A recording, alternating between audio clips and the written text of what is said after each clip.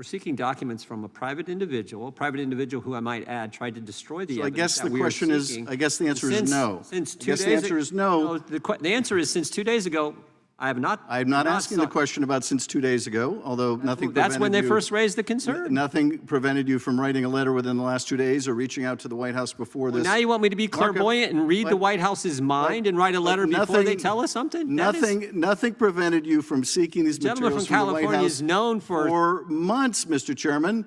For months. I'm not a mind reader. I thank you for making a very clean record for any court that will look at this. The gentleman from North Carolina said accommodation months ago the White House could have raised the concern, and they didn't. These documents. Welcome back to American Mindset, the channel where we break through the noise, call out the lies, and defend the Constitution with everything we've got. If you're sick of the DC games and the radical left's hypocrisy, you're in the right place. Be sure to hit that subscribe button, give this video a thumbs up, and share it with your freedom-loving friends. Let's watch the video. Gentleman from California withdraws a point of order who seeks recognition. Gentleman from California is recognized. Mr. Chairman, much as I don't like certain parts of the Mazur decision, it clearly applies in this case, and the committee is required to engage with the White House in order to seek an accommodation over materials held by a private party, as they were in the Mazur's case, and seek to resolve this with the White House. So I would ask unanimous consent that we enter into the record your correspondence to the White House. Objection. Seeking to engage them to resolve this. And I thank the chairman for not objecting. Can you produce that correspondence to the White House asking for accommodation on these materials you sought by this subpoena?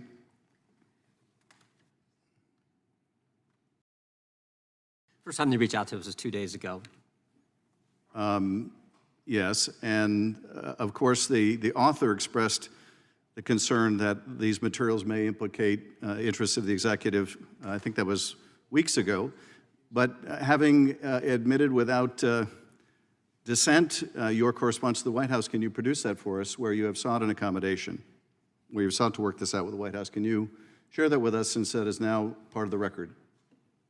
Well, I thought you had it. You wanted to enter it into the record.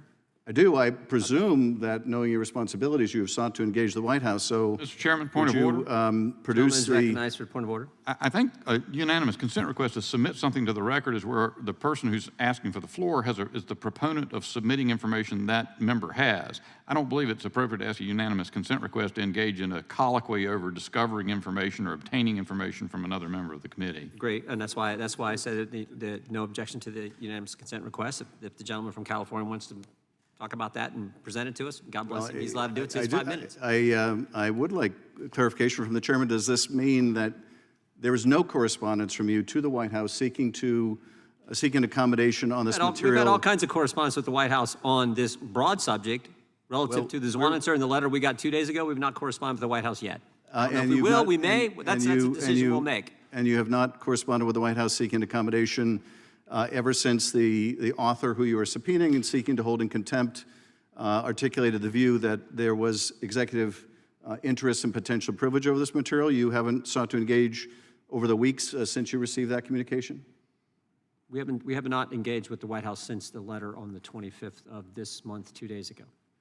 And prior to that time, did you engage the White House in an effort to obtain these materials? All kinds of engagements with our counsel and counsel. I'm talking about the Justice Department and White House with our counsel over the last several months relative to the special counsel this subpoena, Mr. Chairman. Did you engage with the White House at any time in the last several weeks since issuing this subpoena, the one you want to hold this witness in contempt for? Did you ever engage with the White House in an effort to accommodate, an effort to reach an agreement, an effort to prevent this from having to be litigated?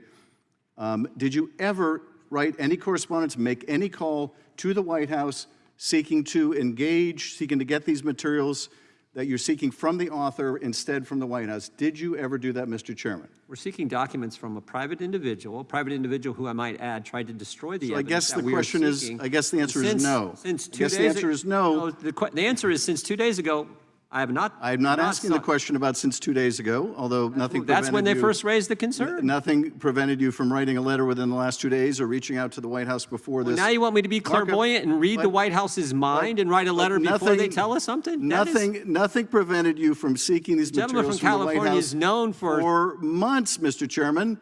For months. I'm not a mind reader. And I thank you for making a very clean record for any court that will look at this. The gentleman from North Carolina said an accommodation months ago the White House could have raised the concern, and they obtain these didn't. documents.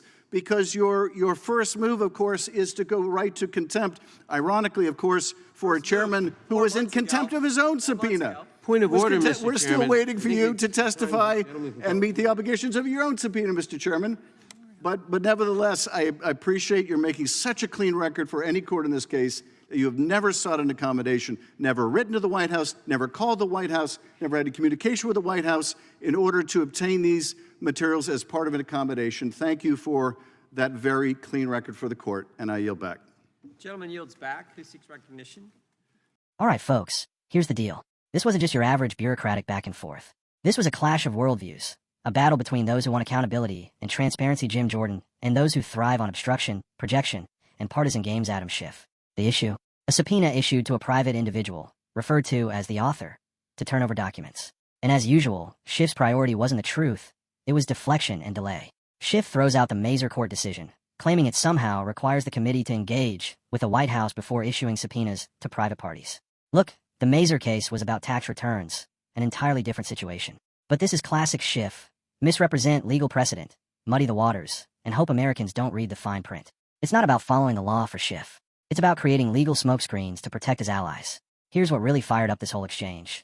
The committee was considering holding a private individual in contempt for refusing to comply with the subpoena. Jim Jordan, who's been a bulldog for oversight, wants answers. Meanwhile, Schiff plays lawyer for the executive branch, demanding to know if Jordan tried to accommodate the White House. Excuse me?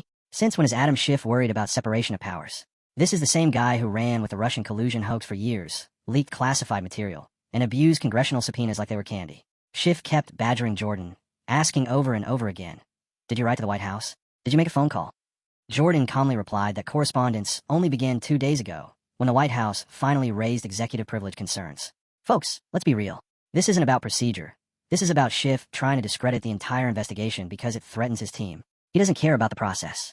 He cares about protecting the deep state and shielding the Biden administration from scrutiny. And here comes the biggest joke of all. Schiff accuses Jordan of hypocrisy, saying Jordan hasn't complied with his own subpoena in the past. Really? From Adam Schiff? The man who lied to the American people about having evidence of Trump-Russia collusion? The same guy censured by Congress for dishonesty and abuse of power? If that's not projection, I don't know what is. What I loved about this moment, what every American patriot should love, is that Jim Jordan didn't back down. He made it clear. The committee is after the truth, not a bunch of bureaucratic red tape. The witness in question may have tried to destroy documents. That's serious. And yet Schiff wants to argue over email chains and who called whom first. Sorry, that's not justice. That's cover-up 101. Here's what this entire circus shows us. The radical left doesn't want accountability. They don't want transparency. They want power, unchecked, unchallenged, and protected by bureaucratic fog. But Jim Jordan and the House GOP are trying to pull back the curtain. And that's why Schiff is panicking.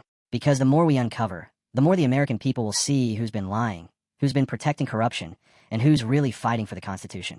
My friends, don't be fooled by the games. This isn't about paperwork. It's about power versus the people. We need to support leaders like Jim Jordan who have the spine to stand up to these elitists. And we need to call out phonies like Adam Schiff who hide behind process while undermining justice. So let me know in the comments. Do you think Schiff should be investigated for his abuses of power? And do you believe Jordan was right to push for contempt proceedings here? Smash that like button, subscribe to American Mindset, and join the fight to restore common sense, liberty, and truth in this country. Until next time, stay bold, stay free, and stay American.